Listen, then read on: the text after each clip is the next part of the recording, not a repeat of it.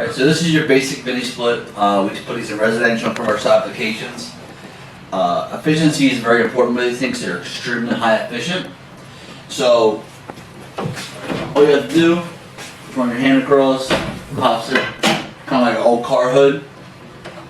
Take your filter out, clean it, wash it in the sink, dab it off, make sure it's dry. It's already curved, slides right back in.